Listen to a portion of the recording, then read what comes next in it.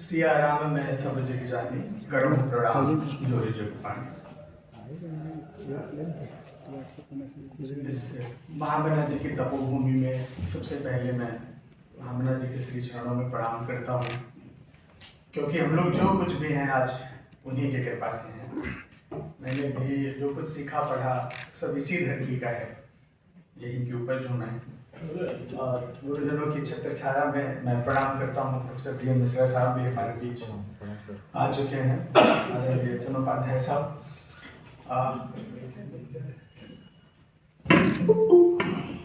मैं आभार तो नहीं प्रकट करूंगा क्योंकि विद्यार्थी हूँ यहाँ का और हमारे गुरुजन सब सामने हैं, तो ये हमारा हक भी है और आप सबका अधिकार है कि आप जबरदस्ती हमको पकड़ मंगाए।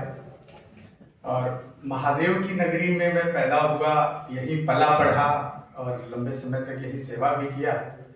और शायद हमारे गुरुजनों की कृपा है, बाबा विश्वनाथ की कृपा है कि इन्होंने, मैं पर्वतारोही भी हूँ तो मैं पहाड़ों में था और जब मेरा ट्रांसफर हुआ तो उस दिन मैं हिमालय में था और एक ऐसी जगह पे था कि जहाँ मुझसे कोई मिल नहीं सकता था, बात नहीं कर सकता था। बिल्कुल ग्लेशियर में था, 15 दिन से था।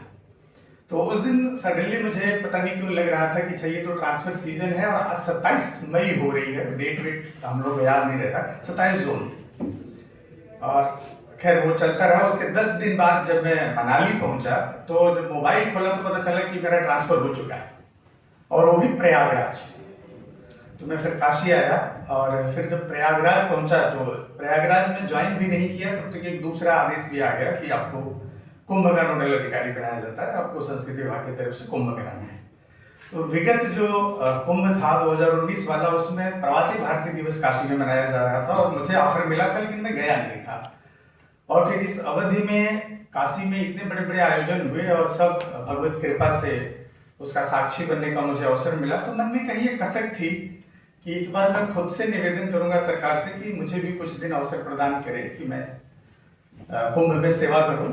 और देखिए, आपके मन में अगर कोई इच्छा, पवित्र इच्छा है सेवा की, तो शायद वो सुन ली जाती है। और मैं इतनी महत्वपूर्ण भूमिका में आ गया कि महादेव की नगरी से माधव की नगरी में जो वहां मैं पहुंचा और पहले दिन से ही जब गंगा जी में कुछ भी नहीं था, गंगा पूजन भी नहीं हुआ था, तब से हम लोगों ने कितना सेक्टर बनेगा, कहाँ बनेगा, कैसे बनेगा, जब ये सब जगह की बात शुरू हुई तो वहां जिधर देखता था उधर वो नामकरण की जो प्रक्रिया शुरू होती थी, वो गदा माधव, चक्र माधव, बेनी माधव, तब मेरे समझ में आया कि ये वास्तव में ये कृपा ही होती है कि हम महादेव की नगरी से, यहाँ जहाँ देखिए वहाँ महादेव और वहाँ जहाँ देखिए वहाँ माधव। और मैं 4 जनवरी को आखिरी बार बनारस आया था। उस दिन जो गया फिर तो चाह के भी बनारस की तरफ झांक भी नहीं सका, लेकिन बनारस से रोज हजारों आशीर्वाद। प्रयागराज तो आ ही रहे थे कुंभ में, उसी बीच भाई अवधेश जी का फोन आया और अमित जी का। तो ये मौका कौन छोड़ता है अपने घर में वापस आने का। लेकिन अपने गुरुजनों के बीच व्याख्यान देना अपने आप में दुधारी तलवार पे चलने जैसा होता है। आपने अच्छा बोला तो आपको आशीर्वाद भी मिलेगा और खराब बोला तो डांट तो नहीं, शायद सीख मिलती है कि और अच्छा करना चाहिए। और काशी अपने आप में इतना विराट विषय है कि सिर्फ अभी आप जब कह रहे थे कि सेवा के बाद भारत को जानने का मौका मिला, तो मुझे लगता है कि काशी के गंगा घाट का एक चित्र अगर कहीं रख दिया जाए तो हम उसको भारत ही पढ़ेंगे। भारत को अगर समझना है तो, काशी को अगर समझना है तो, काशी ऐसी नगरी है कि इसके बारे में फिर हम लोग कुछ नहीं कह पाते। इसके बारे में कुछ कहने के लिए फिर हमको तुलसीदास जी की वो पत्तियां उधार लेनी पड़ती है कि जाकी रही भावना जैसी प्रभु मूर्ति देखिए ती तैसी। और जितना हम लोग पढ़ते जाते हैं काशी की विराटता का, उतना ही एहसास होता जाता है। वो इतनी नई नई चीजें रोज निकल के आती हैं। तो हम कोई काशी के आधिकारिक विद्वान नहीं है, यही काशी हिंदू विश्वविद्यालय में पढ़ाई किया, गुरुजनों के श्री चरणों में कुछ काम किया, कुछ सोचा। तो हम अपने अनुभव, अपनी जो थोड़ी सी जानकारियां हैं वो शेयर करेंगे। जो कुछ पढ़ा है, जो महसूस किया है, उसको देखने का एक मेरा अपना थोड़ा तरीका विकसित हुआ है, उस तरीके पे बात करेंगे। मेरी कही हुई कोई भी बात आखिरी सत्य नहीं है, उसमें हमेशा सुधार की गुंजाइश है और आप सब करेंगे भी। तो हम लोग सबसे पहले चलते हैं तो आगे काशी के नामकरण से ही चलेंगे। यहाँ पे से भी हो जाएगी, माउस चलेगा सर, एक मिनट।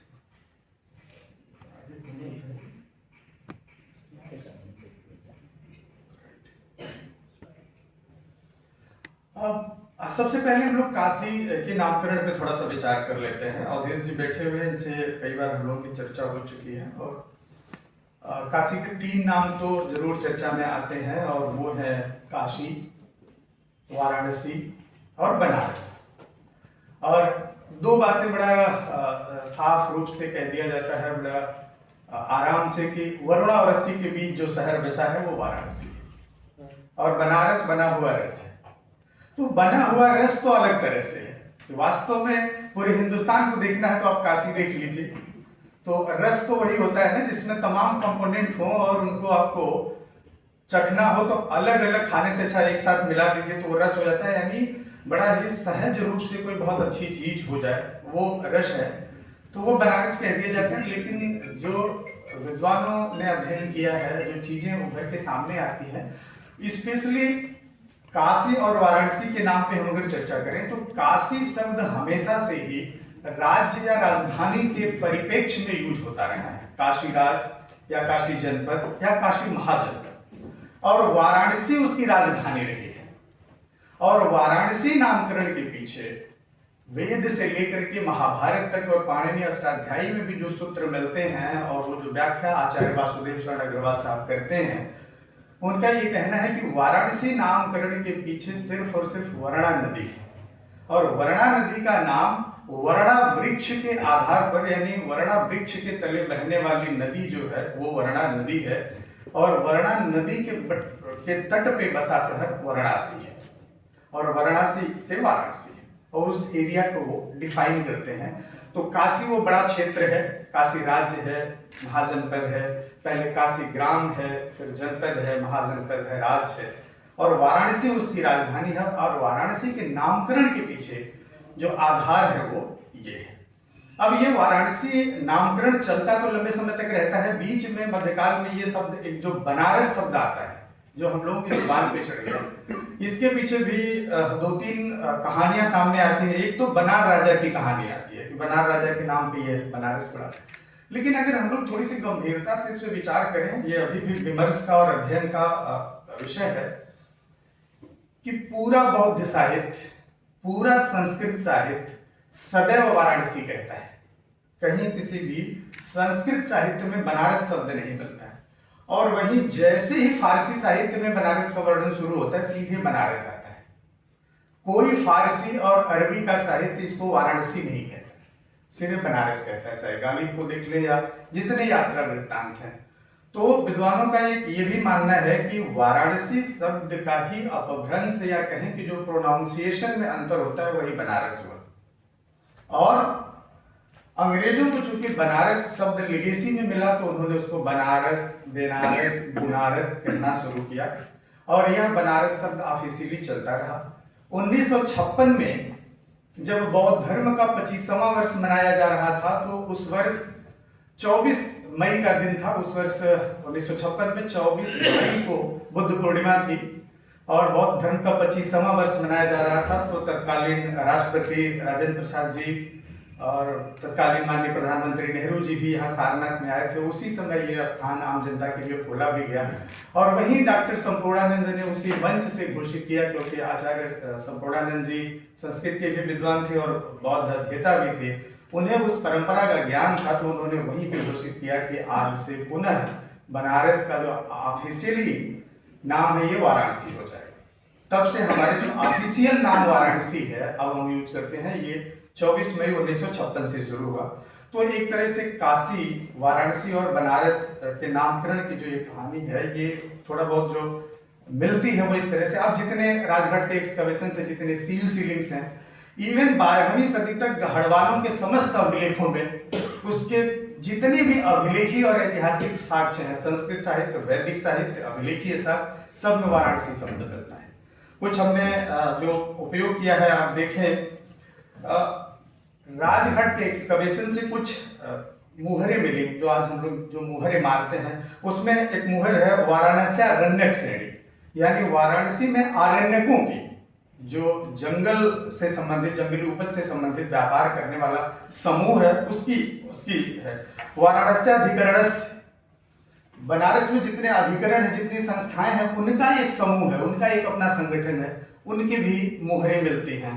तो ये जितने अभिलेखी पुरातात्विक साक्ष्य हैं और संस्कृत और वैदिक साहित्य हैं, ये सब वाराणसी शब्द का प्रयोग हमेशा करते हैं। अरबी और फारसी के साहित्य में सदैव बनारस मिलता है। सिर्फ एक, अभी तक मैंने जितना पढ़ा, इसमें सिर्फ आईने अकबरी का एक वृत्तांत है, जिसमें प्रयागराज सूबे का, इलाहाबाद सूबे का जिक्र करते हुए अबुल फजल कहता है कि यहाँ से कुछ पूर्व में एक शहर है जिसका नाम वाराणसी, जो बनारस शहर है जिसको वाराणसी कहा जाता है, और उसका प्राचीन नाम काशी भी है।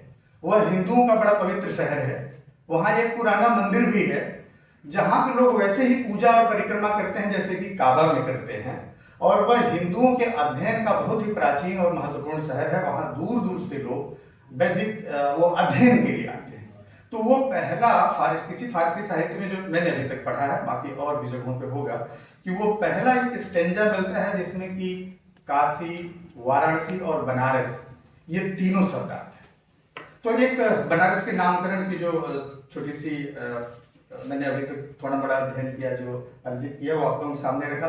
बाकी जो उपनाम हमको मिलता है, ब्रह्मवर्धन, सुदर्शन, पुष्पवती, रमनगर, जतवरी, ऐसे बहुत सारे नाम मिलते हैं। ये निसंदेह काशी का जो अपना गुण है, उसकी अपनी अलग अलग विशेषताएं हैं, उन विशेषताओं के आधार पर दिया हुआ नाम है। जैसे रमनगर, आनंद कानन हम लोग कहते हैं, जहाँ रमणीय, जहाँ रहा जा सके। और एक मजेदार बात यह है कि प्रोफेसर विदुला जायसवाल जी, जो हमारे गुरु भी हैं, उनके नेतृत्व में जब हम विद्यार्थी थे और रामनगर में हम लोगों ने पुरातात्विक उत्खनन किया, वहाँ कुछ ऐसे पुरातात्विक अवशेष मिले जिसमें रम शब्द ब्राह्मी में उल्लिखित है 3वीं शताब्दी ईस्वी में। फिर जैसे मालिनी है, अवमुक्त क्षेत्र हम सभी जानते हैं, पुष्पवती है, हमारे यहाँ आज भी फूल गली है। तो कभी कभी किसी शहर, जैसे अभी प्रयागराज में कुंभ हुआ, तो प्रयागराज का एक बुलाने का नाम कुंभ नगरी भी है, इत्र की नगरी।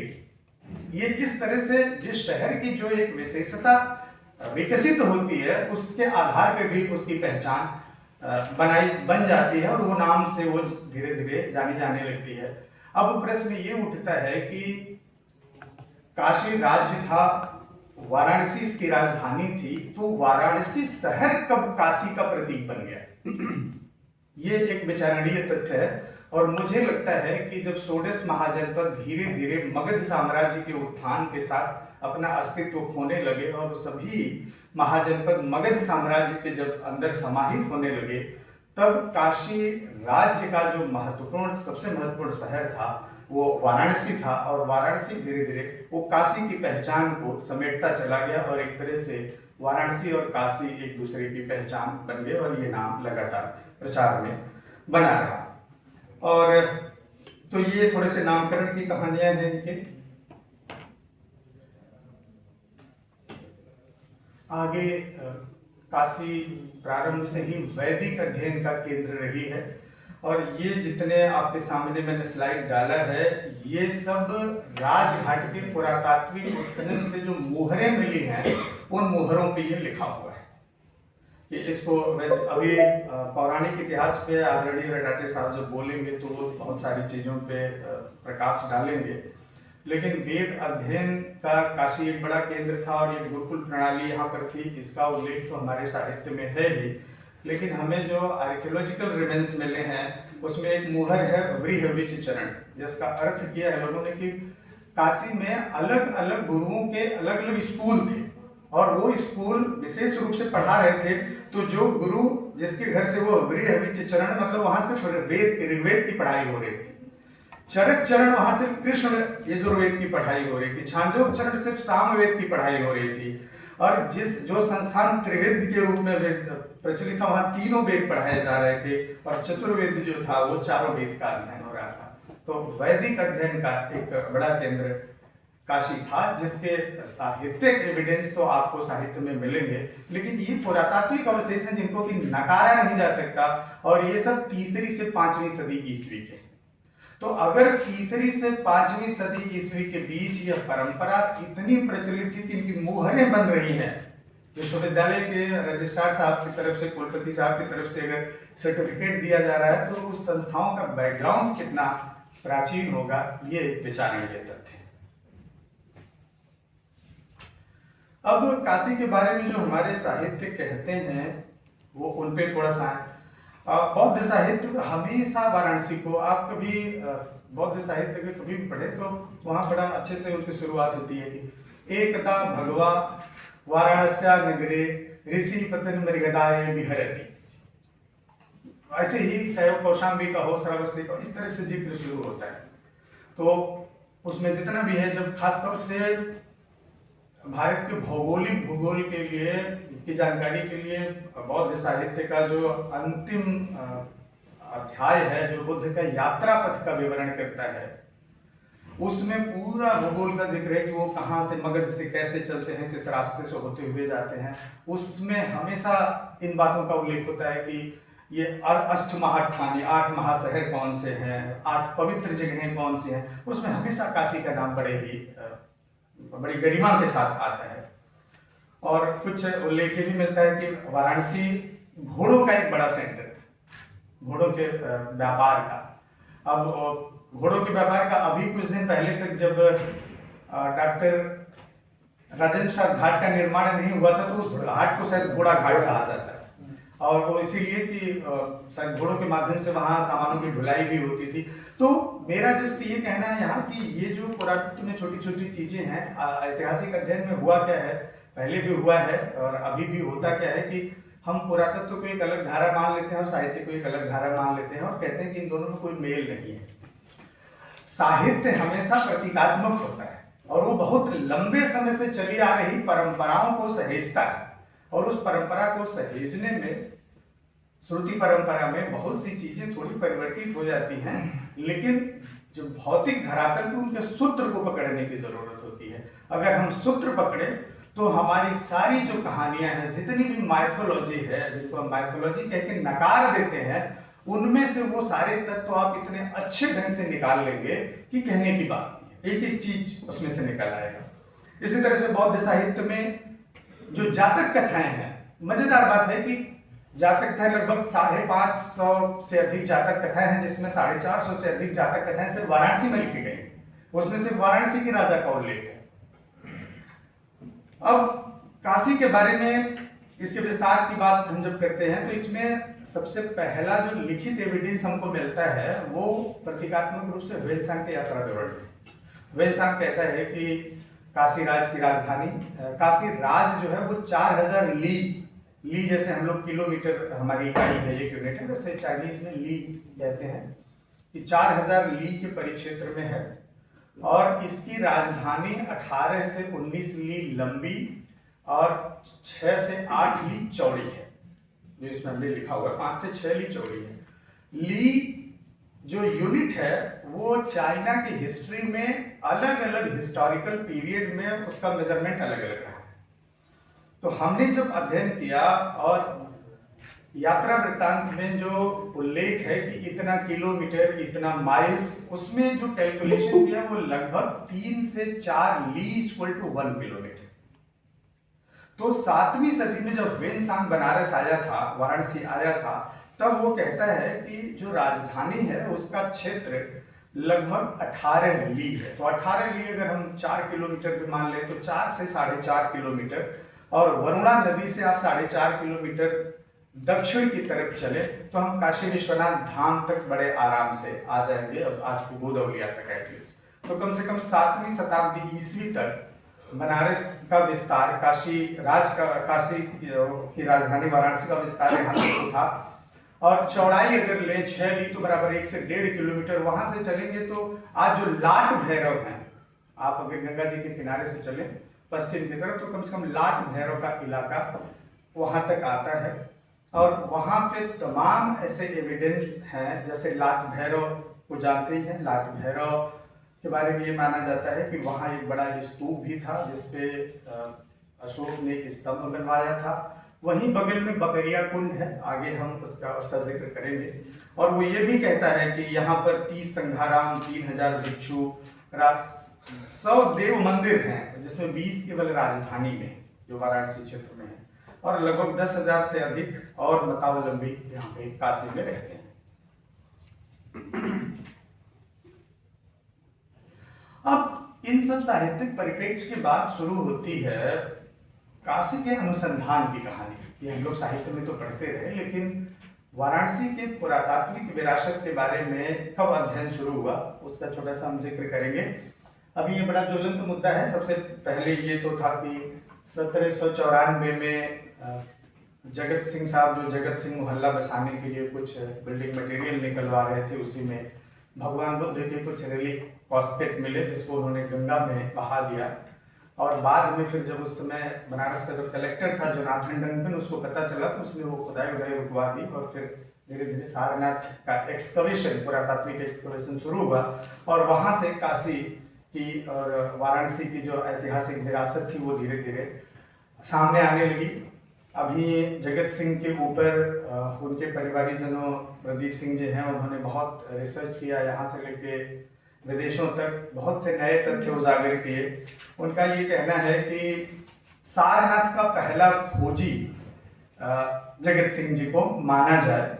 अब वह एक हर विभाग का एक अपना एथिक्स होता है कि हम किसको खोजी मानेंगे, किसको नहीं मानेंगे, वह एक अलग विषय है। लेकिन घटना तो ये है कि 1794 में उन्हीं के माध्यम से सारनाथ में जब आज आप लोग परिसर में जाते हैं तो जो धर्मराजी का स्तूप है, जो बिल्कुल चपटा हो गया है, घुसते ही पड़ता है, वही धर्मराजी का स्तूप था जिसकी खुदाई उन्होंने करवाना शुरू किया। और उसी की खुदाई के दौरान उनको बुद्ध के कुछ अस्थि अवशेष मिले, जिसको उन्होंने गंगा में बहा दिया। बाद में रॉयल एशियाटिक सोसाइटी में उस पर एक आर्टिकल जोनाथन डंकन ने लिखा, और वहीं से उसने उस खुदाई को तो रुकवा दिया, लेकिन बाद में बाकी अध्ययन शुरू हुआ। अब वो जो धर्मराजी का स्तूप था, वो जस्ट जो आज का सांची स्तूप है लगभग वैसा ही था। इसलिए इतने पत्थर के मटेरियल और ईंट के मटेरियल वहां थे कि उसे निकाला जा सकता था। लेकिन फिर सारनाथ में जो पुरातात्विक अनुसंधान शुरू हुए, फिर 1815 में मैकेंजी, फिर 34-35 में कनिंघम ने सबसे पहले काफी बेहतर ढंग से एक्सकवेशन किया, और धर्मराजी का स्तूप के बारे में भी। धर्मराजी का स्तूप की कहानी है कि धर्मराजी का मतलब, धर्मराजी का स्तूप तक्षशिला में भी मिलेगा, वैशाली में भी मिलेगा, श्रावस्ती में भी मिलेगा, कौशाम्बी में भी मिलेगा। उसका बड़ा सीधा सा मंत्र है कि जिस स्तूप को धर्मराजा ने बनवाया, यानी अशोक ने बनवाया, वही धर्मराजी का स्तूप होगा। तो सारनाथ में 3 स्तूप तो ऐसे ही देखने को मिलते हैं। एक धमेक स्तूप है, जो इस बात का प्रतीक है कि यहाँ गौतम बुद्ध ने धर्मोपदेश किया था। धर्मराजी का स्तूप है जो अशोक की यात्रा और उसकी आराधना को स्पष्ट करता है। और चौखंडी स्तूप जो यह इंगित करता है कि बुद्ध के पहले जो भिक्षु 5 थे वो उनसे वहां मिले थे। ये सारी धीरे धीरे कहानियां शुरू हुई खुदाई की, और उस खुदाई के दौरान ये देखिए 1904-05 में जब एफ.ओ. ओर्टल ने वहाँ एक्सकवेशन शुरू किया था, तब पहली बार जो हमारा आज का राष्ट्रीय चिन्ह है अशोक की लाट, वो वहीं पे मिली थी। तो ये एक तरह से पूरी वहाँ के पुरातात्विक अनुसंधान की कहानी है। ये बाद में 1992-93 के बाद 12-13 में भी एक एक्सकवेशन हुआ, जहाँ से पुरातात्विक अनुसंधान में तो जो मटेरियल मिले उनके कार्बन डेट से ये पता चला कि सारनाथ में एटलीस्ट 4th सेंचुरी BC में पहली एक्टिविटी हुई थी। लेकिन ये भौतिक अवशेष है। अब कल्पना करें कि 6ठी शताब्दी ईसा पूर्व में जब गौतम बुद्ध आ रहे हैं वहां, और हमको 4ठी शताब्दी से नीचे वहां पर पुरातात्विक अवशेष नहीं मिल रहा है, तो अब यही विचार करने की बात है जो साहित्य कहता है और पुरातत्व कहता है कि हम कैसे इसको कोरिलेट करें। उसके पहले वह स्थान प्रचलित है, विख्यात है मृगराय के रूप में, और ऋषिपतन वो जगह है जहां हिमालय से लगातार कनेक्टिविटी बनी हुई है, और हिमालय से ऋषि आकर के वहां पे तपस्या कर रहे हैं, साधना कर रहे हैं। और यह ख्याति काशी की पूरे देश में फैली हुई थी, क्योंकि अगर बुद्ध के पीछे जाए तो गौतम बुद्ध के 5 भिक्षु जब सुजाता की खीर खाने के बाद उन्हें यह स्पष्ट हो गया कि ये पथभ्रष्ट हो गए, तो उनको छोड़ करके वो सीधे वहां से निकलते हैं, काशी चले आते हैं, मतलब ऋषिपतन चले आते हैं, वो बीच में कहीं नहीं रुकते। जबकि वहीं गौतम बुद्ध जी जब घर से अपने निकले तो अपने आलार कालाम के आश्रम से होते हुए, राजगीर होते हुए उस समय बोधगया में वैदिक हवन हो रहे थे, जहां पे कि उर्वेला काश्यप, जटिल काश्यप, गया काश्यप जैसे 3 बड़े पुरोहित वहां पे थे, जिनके आश्रमों में वैदिक यज्ञ हो रहे थे। और उसके पुरातात्विक अवशेष वहां के ताराडीह की खुदाई में मिले हुए हैं। जो आज महाबोधि मंदिर है, उसकी बाउंड्री के ठीक बगल में ताराडीह गांव है, जिसका पुरातात्विक एक्सकवेशन हुआ और वहां से वैदिक यज्ञों की वेदिक मिली हुई। तो वहां वो हो रहा था वो, लेकिन उसके बाद भी उनके पंचवर्गीय भिक्षु जो 5 है वो सीधे वाराणसी चले आते हैं। और गौतम बुद्ध को भी जब ज्ञान प्राप्त होता है और 6 सप्ताह तक वो चारों तरफ बैठ के आनंद ले लेते हैं, फिर उनको लगता है कि नहीं, इस ज्ञान को तो किसी को देना ही चाहिए, तो वो सीधे वहां से चलते हैं, सारनाथ आते हैं और कहीं नहीं जाते। यह बात देखिए, ये कहानियां हैं, इन्हीं कहानियों में हमें वो तथ्य ढूंढना है। और बहुत स्वाभाविक बात है कि आज जब हम कोई अच्छा पेपर लिखते हैं तो हम कहाँ जाते हैं? जो उस विधा के विशेषज्ञ हैं उनके सामने हम जाके प्रस्तुत करते हैं। उसके 2 फायदे होते हैं। पहला तो ये कि हमारी बात अगर सही है तो उसको मान्यता मिलेगी, अगर उसमें कोई कमी है तो उसमें हमें सुधार करने की गुंजाइश भी होगी। और गौतम बुद्ध सीधे वहीं आते हैं और सारनाथ में ही पहली बार संघ का गठन होता है, क्योंकि पहले ही वर्षावास में उनके 52 शिष्य बनते हैं। और एक तरह से बौद्ध धर्म की उत्पत्ति भी सारनाथ से होती है, क्योंकि पहली बार ज्ञान देते हैं वो। संघ का निर्माण वही होता है, क्योंकि वो पहला उनका संगठन बनता है। तो ये ख्याति अगर 6ठी शताब्दी ईसा पूर्व से कितने लंबे समय से थी, वो एक साधना का केंद्र था, तब ये चारों तरफ फैली हुई थी, जिसको जान करके गौतम बुद्ध आए। अब ऋषियों को चाहिए, ऋषि हैं, कंदमूल फल खा सकते हैं, पेड़ों के नीचे रह सकते हैं, झोपड़ी में रह सकते हैं, इसका कौन सा पुरातात्विक अवशेष मिलेगा? ये पेरिसेबल मटेरियल है। अगर उन्होंने आग जरूर जलाई होगी, एक ही पॉसिबिलिटी है कि उन्होंने आग जरूर जलाई होगी, वो लकड़ी की कोयले मिल जाए तो हम कार्बन डेट कर लेंगे। लेकिन कौन सा ऋषि किस पेड़ के नीचे कहाँ झोपड़ी बना के रह रहा था, ये खोजना इतना आसान नहीं है। और जितने अवशेष जहां पे ये सब चीजें बन गई, उसके कितने नीचे वो सब चीजें पड़ी हैं, ये खोजना भी आसान नहीं है। इसलिए उसकी कहानी वहीं से नहीं शुरू होती। अब हमें उस कड़ी को जोड़ना पड़ेगा, जितना मिनिमम टाइम आप उसको दे सकते हैं। उसके बाद दूसरी एक्सीडेंटल घटना हुई, राजघाट का एक्सकवेशन, राजघाट की खोज। ये जब रेलवे लाइन बिछाई जाने लगी, तब रेलवे लाइन बिछाते वक्त खुदाई में कुछ पुराने मिट्टी के बर्तन वगैरह मिले। उस समय तक भारतीय पुरातत्व सर्वेक्षण विभाग की स्थापना हो चुकी थी। वहां जब खबर गई तो कृष्णदेव जी ने 1940 में वहां पुरातात्विक उत्खनन करवाया, और उस पुरातात्विक उत्खनन में जो अवशेष मिले, इससे स्पष्ट हुआ कि यही वाराणसी है। काफी सील और सीलिंग जिन पे वाराणसी शब्द का उल्लेख है, वो सब इस एक्सकवेशन में मिले। और इसके परिणाम स्वरूप फिर काशी हिंदू विश्वविद्यालय के प्राचीन इतिहास विभाग के प्रोफेसर A.K. नारायण साहब ने वहां पे उत्खनन करवाया राजघाट में, जिससे कि राजघाट की जो प्राचीनता थी वो लगभग 8वीं सदी ईसा पूर्व निकल के आई। अब राजनगर की राजधानी है वो 8वीं शताब्दी ईसा पूर्व, जो आज से लगभग 2800 साल पहले प्राचीनता गई। फिर बाद में 1314 में प्रोफेसर बिरला जायसवाल जी और भारतीय पुरातत्व सर्वेक्षण के उसमें भी ज्वाइंट डीजी मणि साहब ने भी पुरातात्विक उत्खनन करवाया। ये सारनाथ के कुछ दृश्य आप देख सकते हैं। इसी पे इसमें लाल खां का मकबरा है। ये एक जो संरचना आप देख रहे हैं, ये नगरीकरण की बात हम लोग करते हैं। जो सीवेज सिस्टम हम आज घर में बनाते हैं, ये कुषाण पीरियड में लगभग बनना शुरू हो गया था, यानी आज के लगभग 2000 साल पहले।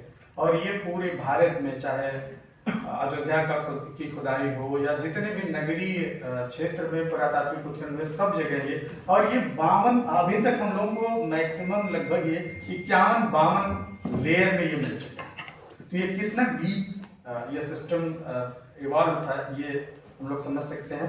इसके बगल में ही सराय मोहाना है, एक और पुरातात्विक उत्खनन उसके बाद हुआ। सराय मोहाना आज जो गंगा और अरुणा का संगम है, उसके उस पार वाला एरिया है। वहां भी काशी हिंदू विश्वविद्यालय की तरफ से खुदाई हुई और पुरातात्विक अवशेष इसी के बराबर मिले। इससे ये समझ में आ जाए कि ये लगभग इसी का एक्सटेंशन था, नगर का एक्सटेंशन था उस पार। और बाद में उसी सराय मोहाना के थोड़ा सा और आगे गंगा के किनारे कमौली एक जगह है, कमौली से बहुत बड़ी संख्या में गढ़वालों के ताम्र पत्र मिले हैं, बहुत बड़ी संख्या में, जो पूरी 2 वालों में किताब ही छपी हुई है। और वो उन्होंने फिर काशी में जितनी परंपराएं थी कि कब किस तिथि में वो गंगा में किस घाट पे स्नान करके दे रहे हैं, उसका उल्लेख मिलता है। उसके बाद सराय मोहाना के एक्सकवेशन के बाद 1990 से लेकर 94 तक प्रोफेसर बिरला जायसवाल जी ने सारनाथ के आसपास अक्था, पहड़िया, खजुही, हिरामनपुर, तिलमापुर, कोटवा, आसापुर, राजापुर, इस पूरे एरिया का एक्सप्लोरेशन किया। और उसमें उन्होंने आसापुर, तिलमापुर और कोटवा में पुरातात्विक उत्खनन भी कराया। और उनको सारनाथ में जो मूर्तियां और पत्थर के आर्टिफैक्ट्स बने हैं, उनके बनाए जाने की जो फैक्ट्री साइट थी, उसके अवशेष उनको मिले कोटवा से। कोटवा भी बिल्कुल सराय मोहाना के पास ही है। तो गंगा से वरुणा और वरुणा से वो राजापुर नाला होते हुए कोटवा गांव तक जा सकते हैं। और कोटवा से फिर बनी हुई चीजें सारनाथ में प्रतिस्थापित हो रही थी। फिर उनके विद्यार्थी के रूप में मेरे जीवन की पहली उत्खनित साइट थी अक्था। अक्था जो आज पहाड़िया है, पहाड़िया के उधर है, और तो पूरा सारी कॉलोनी बन गई है। लेकिन अक्था गांव के बिल्कुल बीच में अभी वो जगह मौजूद है जहां हम लोगों ने पुरातात्विक जब उत्खनन किया, तो पहली बार वाराणसी के आसपास और वाराणसी में जो प्राचीनतम अवशेष मिले वो गए 1800 ईसा पूर्व। अब उससे सारनाथ की कहानी को आप जोड़ सकते हैं। सारनाथ वहां से बिल्कुल प्रो फ्लाइट डिस्टेंस पे मुश्किल से 2 से 2.5 किलोमीटर की दूरी। तो 1800 ईसा पूर्व के अवशेष अक्था के एक्सकवेशन से मिले। फिर उसके बाद रामनगर में एक्सकवेशन हुआ। उस पर किले के जब दाहिनी तरफ चलते हैं गोला घाट, गोला घाट में जब एक्सकवेशन हुआ तो वहां पर भी लगभग 18वीं शताब्दी ईसा पूर्व के अवशेष मिले। यानी कि रामनगर वाराणसी के पैरेलल आबाद। उसके बाद सूलटंकेश्वर में भी उन्होंने एक्सकवेशन करवाया। सूलटंकेश्वर में 2000 साल के अवशेष मिले। उसके बाद काशी विश्वनाथ धाम का जो आज पूर्वी गेट है, वहां कभी सरस्वती फाटक हुआ करता था। सरस्वती फाटक के पास एक सरस्वती उद्यान था, उस उद्यान में भी खुदाई हुई। और उस उद्यान में जो सबसे नीचे अवशेष मिले वो भी आज से 1500 साल पुराने। तो वेनसांग जो विस्तार बता रहा था, और राजघाट जब 3री-4थी सदी ईस्वी में धीरे धीरे काफी ऊपर होने से वहां के लोग विस्थापित हो रहे थे गंगा में दक्षिण की तरफ। रामनगर जब विनष्ट हो रहा था, उसके वहां बसने वाले जब दूसरी तरफ शहर की तरफ शिफ्ट कर रहे थे, तब वो समय है। तो यानी काशी का, काशी विश्वनाथ धाम और उसके बाद का जो मोहल्ला है वो धीरे धीरे 3री-4थी सदी ईस्वी के बाद दक्षिण की तरफ शिफ्ट होता हुआ पुरातात्विक अनुसंधानों में दिखाई देता है। ये अक्था का पूरा स्थल है। ये हमारा रामनगर है। रामनगर का ये पूरा स्थल है जहां हम लोगों ने एक्सकवेशन किया था। ये कुछ एक्सकवेशन के दृश्य हैं। ये आप देख सकते हैं सरस्वती फाटक पे जो हम लोगों ने उत्खनन किया था, इसका ये ट्रेंच है। ये तो इसके बाद अभी विगत 4-5 वर्षों में काशी के पश्चिम में बभनियाओं का पुरातात्विक उत्खनन हुआ, जहाँ से एक प्राचीन शिवलिंग और साइट के अवशेष मिले। लेकिन अभी तक इसके अलावा जो सर्वे हुआ है वो बनारस के चारों तरफ, स्पेशली जो पंचकोशी परिक्षेत्र है या फिर वरुणा का क्षेत्र है, गोमती का क्षेत्र है, सभी जगहों से लगभग 2000 से लेकर 3000 साल प्राचीन अवशेष हैं। और मंदिरों के अवशेष हैं, लोगों के रहने के अवशेष हैं। तो इससे ये बात तो समझ आती है कि 4000 साल प्राचीन अवशेष तो हमारे पास सीधे सीधे हैं, लेकिन ये अवशेष आए कहाँ से? अब इस पे थोड़ा सा हम लोग जो जमीन के ऊपर जो कुछ है हमारे वो देख ले मॉन्यूमेंट। ये कर्दमेश्वर महादेव है। सारनाथ में जो अवशेष आपको दिखाई देते हैं वो उससे अर्लीस्ट एविडेंस सुनते हैं 3rd सेंचुरी बीसी, क्योंकि अशोक का जो अभिलेख वाला पिलर है जो हमारा लैंड कैपिटल है वो अर्लीस्ट हमें एविडेंस मिलता है बिल्डिंग का, और उसके बाद सब उसके बाद के ही है। ये कर्दमेश्वर महादेव है, ये बनारस के ही कंदवा में है। और ये अभी अर्लीस्ट लिविंग टेम्पल बनारस में, ये 12वीं सदी का है, गढ़वाल राजाओं के समय का बना हुआ है। ये अभी तक अपने मूल स्वरूप के साथ बरकरार है। इसके अलावा ये एक 12 खंभा हम लोग इसको बोलते हैं, बकरिया कुंड में है। ये ऐसे अंदर इसके मजार है।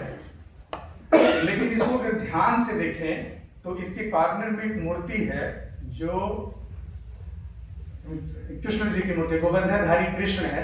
भारत कला भवन के गैलरी में आप बिल्कुल घुसेंगे तो जो सामने विशालकाय मूर्ति है ये वही वाली मूर्ति है गोवर्धनधारी कृष्ण की। ये गुप्त पीरियड की मूर्ति है और ये मूर्ति इसी बकरिया कुंड से मिली हुई। और बकरिया कुंड बनारस में सूर्य पूजा का दूसरा प्रमुख केंद्र था। जैसे दक्षिण में लोलार्क और उत्तर में उत्तरार्क, तो बकरिया कुंड उत्तरार्क के नाम से जाना जाता है। तो काशी में सूर्य पूजा के दो प्रमुख सेंटर थे। साउथ में जो अभी लोलार्क अभी उस परंपरा को लेकर के चल रहा है, बट उत्तर की परंपरा थोड़ी सी धूमिल हुई, जो ये बकरिया कुंड है। और यहाँ पे कुछ प्राचीन ब्रिटिशर्स राइटर्स ने भी यहाँ पे कहा है कि ये मठ है, ये बौद्ध विहार रहे हैं।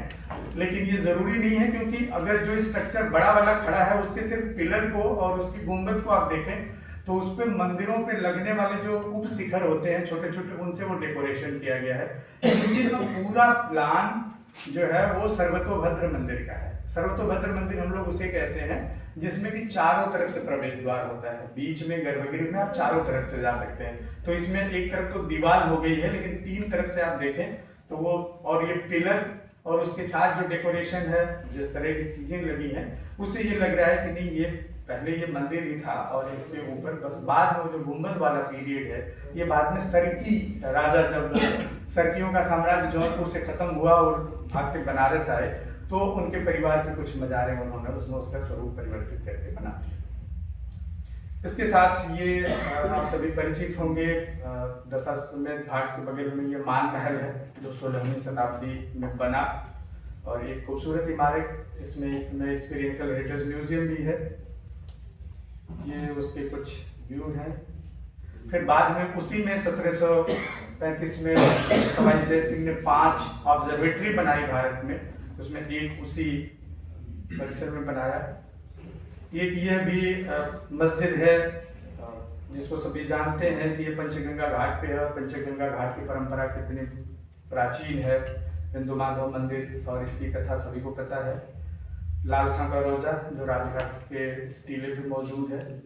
रामनगर का फोर्ट, इसकी भी प्राचीनता और कहानी सबको पता है।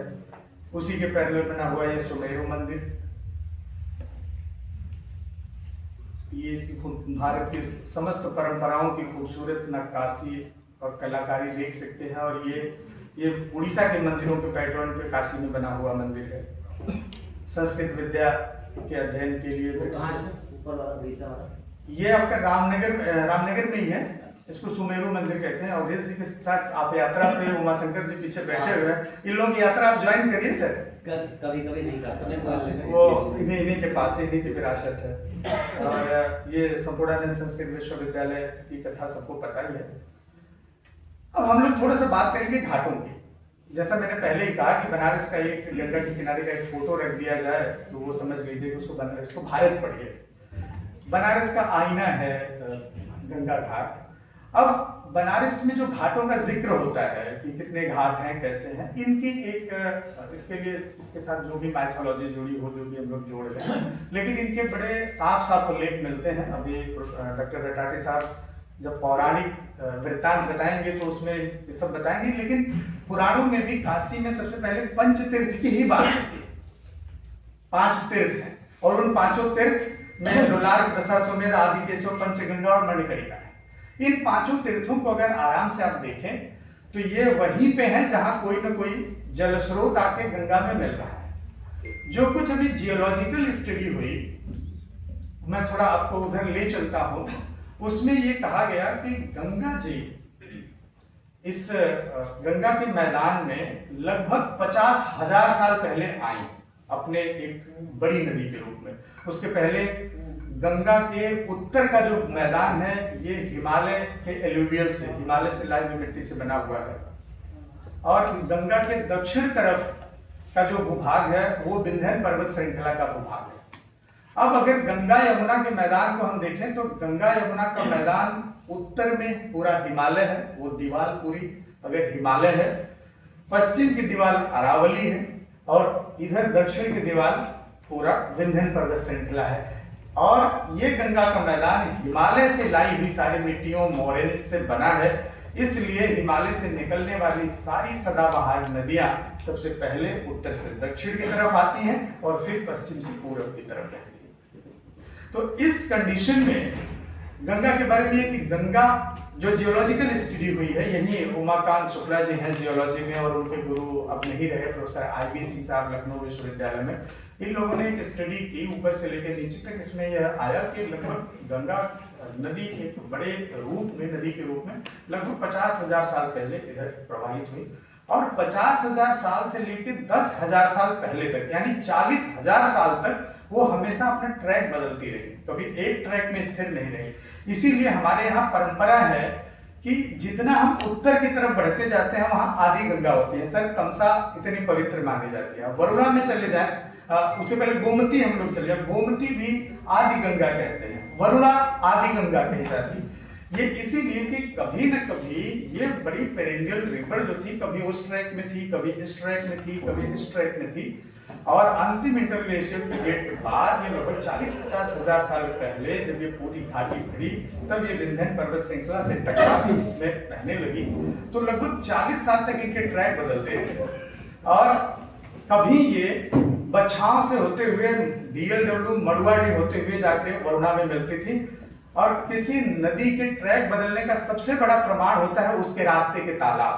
आज भी जब मैं पढ़ रहा था, मैं 90 से 94-95 की बात बता रहा हूं, कभी भारी बारिश हो जाए तो पूरा DLW से लेके ये लहरतारा का पूरा ट्रैक पानी में डूब जाता है। और आप अगर तालाबों को थोड़ा सा रिकॉल करें, आप लोगों ने सर देखा होगा आज का मड़ुआडी रेलवे स्टेशन पूरा तालाब, उसके आगे जो स्कूल बने हैं पूरा तालाब, कबीर तालाब पूरी सीरीज, वहां से निकलते हुए कैंटोनमेंट के इलाके से होते हुए DM बंगले के पीछे से अगर वरुणा में जाए तो वो पूरे तालाबों की सीरीज है जो बिल्कुल क्लियर करता है कि कभी कभी गंगा की या किसी बड़ी नदी की धारा बछाव से निकल के DLW होते हुए इस लहरतारा ट्रैक, मड़ुआडी ट्रैक से होते हुए वरुणा में मिलती है। अब कल्पना करें कि जब 40 हजार साल तक गंगा डिफरेंट ट्रैक पे बहती रही, और 10,000 साल पहले आज से लगभग एक टेक्टोनिक मोमेंट में गंगा जी वर्तमान ट्रैक में बिल्कुल स्थिर हो गई। जो आज का ट्रैक है ये लगभग 10,000 साल पुराना है।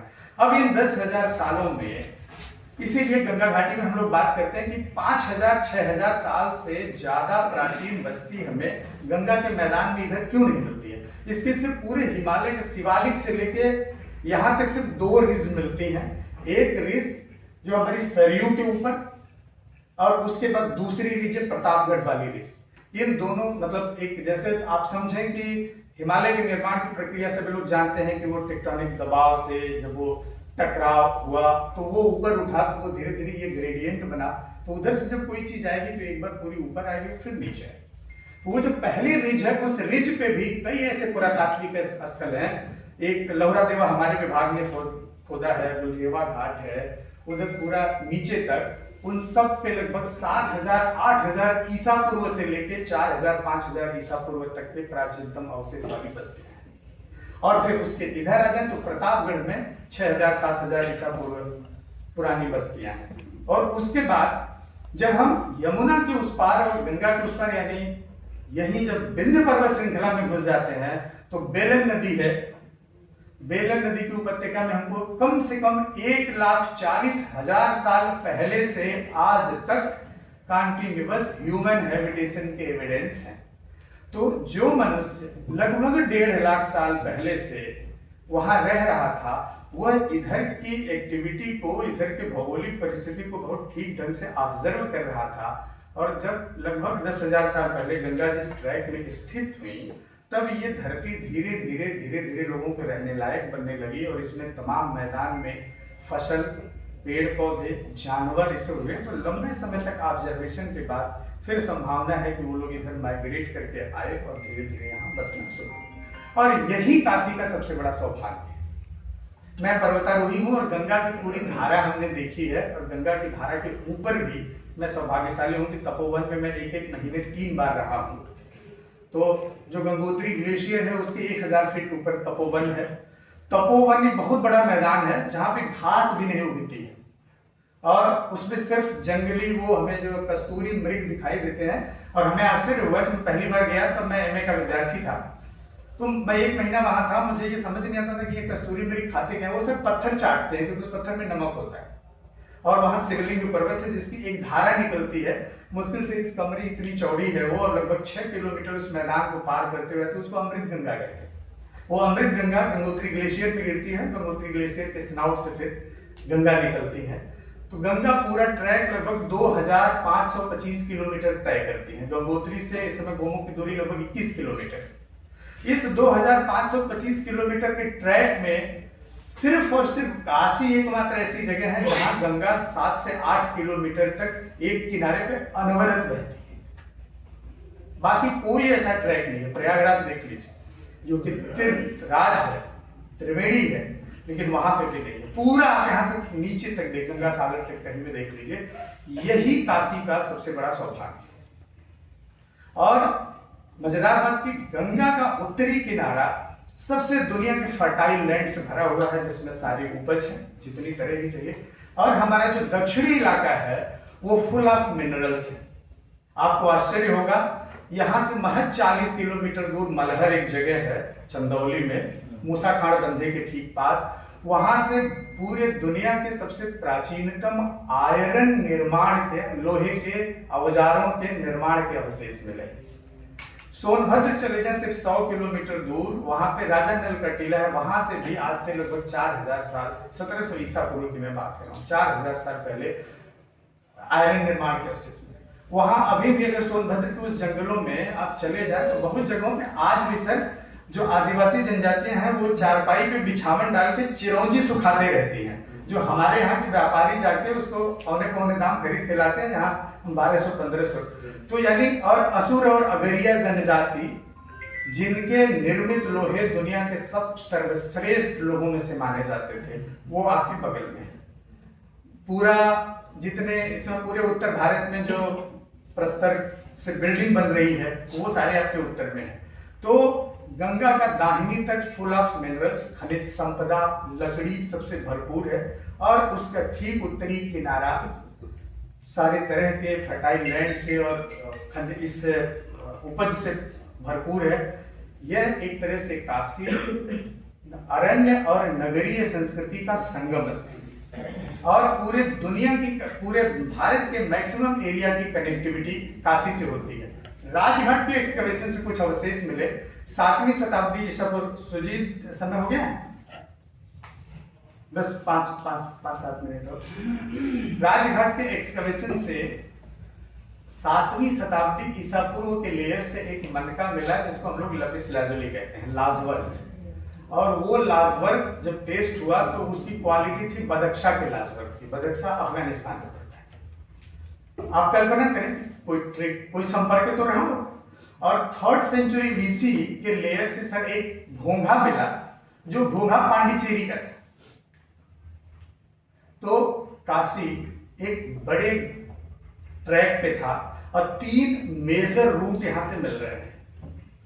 एक तो गंगा का पूरा चैनल है ऊपर से लेकर नीचे तक, यमुना का पूरा चैनल है, यमुना के चैनल के थ्रू चंबल, केन, बेतवा और नीचे सोन से आप अमरकंटक तक जा सकते हैं। फिर लैंड रूट में दक्षिणापथ, उत्तरापथ, उसके अलावा मगध से चल के अहरौरा के बगल से होते हुए एक पूरा रास्ता है जो आपको दिल्ली तक जाता है और एक बार भी आपको गंगा को पार नहीं करना पड़ता। तो इतने मेजर रूट पे जो इतनी कनेक्टिविटी है और उसके साथ इतने आदर्श जगह पे जहां पर कि खनिज संपदा से लेके और उपज तक सब कुछ मौजूद है, इससे ज्यादा और क्या चाहिए।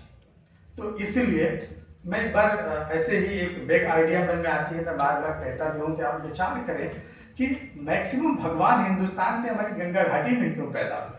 भगवान राम, भगवान कृष्ण, बुद्ध, महावीर सब इसी गंगा के मैदान में क्यों पैदा हुए। और पैदा तो हुए, वो सब राज परिवार में पैदा हुए। और उनको भगवान किस चीज ने बनाया? सिर्फ एक चीज ने, और वह था त्याग। सब राजकुमार राजा होते हुए भी दुनिया के इतिहास में रामायण के अलावा और कोई ऐसा उदाहरण नहीं है जहां सत्ता के लिए स्नेह से त्याग हो रहा है। नहीं तो सत्ता तो सदैव संघर्ष से आती है। और हमारे ही 2 युग पुरुष हैं, उनको बदल दें, सिर्फ एक पात्र बदल दें हम रामायण और महाभारत में, हम भरत के जगह दुर्योधन, जिसका वास्तविक नाम सुयोधन है, आप भरत की जगह सुयोधन को रख दीजिए, सुयोधन की जगह भरत को रख दीजिए, रामायण महाभारत हो जाएगा और महाभारत रामायण हो जाएगा। तो ये जो त्याग की भावना थी वो क्यों थी? ये भी कहीं भूगोल से उपजता है, उस परिवेश से उपजता है। वो इसलिए उपजता है कि यहाँ पर जब आप, जैसे बचपन में मेरे पास लगभग 40-45 आम के पेड़ थे जो मेरे बाबा ने लगा रखे थे। 3 महीने ऐसा होता था कि किसी भी घंटे आप, सुबह से लेकर रात तक किसी भी घंटे आप उस बगीचे में जाइए तो कुछ ना कुछ फल आपको खाने को मिलेगा। तो कोई जरूरत नहीं थी, संग्रह की जरूरत नहीं थी। जब जितनी चीजें चाहिए जीवन के, अपने जीने भर के लिए जितनी चीजें चाहिए वो मिल जाएंगी। तो इसलिए यहाँ त्याग की प्रवृत्ति, इसलिए यहाँ संत परंपरा बहुत ज्यादा हुई, त्याग की बात ज्यादा हुई, क्योंकि हमें संग्रह की आवश्यकता नहीं थी। तो काशी महादेव की नगरी, महादेव को खुद सिर्फ एक, बस महादेव का जिक्र करके हम खत्म करेंगे, अभी महाशिवरात्रि बीती है। ये महादेव की नगरी है। और कैसे महादेव बनने के पैरामीटर्स क्या है? महादेव बनने के लिए आपको नीलकंठ बनना पड़ेगा, और नीलकंठ बनने के लिए बहुत बड़ी चुनौती, बहुत बड़ी कीमत चुकानी पड़ेगी। आप कल्पना करें कभी, शिव परिवार, भगवान शिव का परिवार एक साथ शाम को इकट्ठा हो रहा है और सभी लोग अपने अपने वाहन से आ रहे हैं। भगवान शिव नंदी पे सवार होकर आ रहे हैं, माता भगवती शेर पे सवार होकर आ रही हैं, भगवान कार्तिकेय मयूर पे सवार होकर आ रहे हैं, गणेश जी चूहे पे सवार होकर आ रहे हैं, भगवान शिव के गले में सांप है। ये 5 अलग अलग प्रवृत्ति के हैं और ये एक दूसरे को खा जाएंगे। तो इस अलग अलग प्रवृत्ति के लोगों को एक साथ, एक समन्वय के साथ लेकर चलने के लिए इनके आपस के जितने टकराव हैं, जितने दुष्प्रवृत्तियां हैं, उनको आपको कम करना पड़ेगा। और उस कम करने के लिए आपको सुननी सबकी बात पड़ेगी, लेकिन उसको इसके नीचे नहीं ले जाना है, क्योंकि जैसे ही आप इसके नीचे ले गए तो आप किसी के प्रति आग्रही होंगे और किसी के प्रति दुराग्रही होंगे। तो परिवार चलाने के लिए, देश चलाने के लिए या नेतृत्व करने के लिए आपको सुनना सबकी है। वो उसमें कुछ चीजें गलत भी होंगी, कुछ सही भी होंगी, लेकिन इसके नीचे नहीं ले जाना है। तो कंठ तो नीला होगा, और जिसका कंठ नीला होगा वही महादेव कहलाने का अधिकारी है। तो काशी इसीलिए विशिष्ट है। काशी से कुछ मत सीखिए, सिर्फ यहाँ के किसी एक चरित्र को उठा लीजिए, उससे सीखिए, तो काशी की विशिष्टता, काशी की विशेषता समझ में आ जाती है। काशी की प्राचीनता, इतिहास, सब कुछ इसमें समाहित है। जो चीज हम उसमें से ढूंढना चाहेंगे, खोजना चाहेंगे, वो हमें दिखाई देती है। यहाँ कोई संघर्ष नहीं है साहित्य और पुरातत्व या किसी इसमें। मेरे ख्याल से इसके बाद हम घाटों के निर्माण का जिक्र कर रहे थे। ये काशी में जैसे जैसे लोगों का आवागमन होता है, जैसे जैसे जनसंख्या बढ़ती है, वैसे वैसे ही घाटों का विकास भी होता है। तो जो पंचतीर्थों से बात शुरू हुई थी, वो पंचतीर्थ वहीं पे है जहाँ कोई न कोई जलधारा आके मेन गंगा में मिलती थी। उसका कारण है कि जहाँ जल मिलेगा, एक सर आप बेहतर आप लोग बताएंगे, एक शब्द आता है वैदिक परंपरा में, आपनाम तीर्थ। आचार्य वासुदेव शरण अग्रवाल कहते हैं कि आपनाम तीर्थ उस जगह को बोलते हैं जहां पर कि वर्षा ऋतु के अतिरिक्त बाकी सभी मास में उस नदी को पैदल पार किया जा सके। दैट इज आपनाम तीर्थ। और आपनाम तीर्थ के पास ही सारे बड़े नगर बसे, बहुत स्वाभाविक है।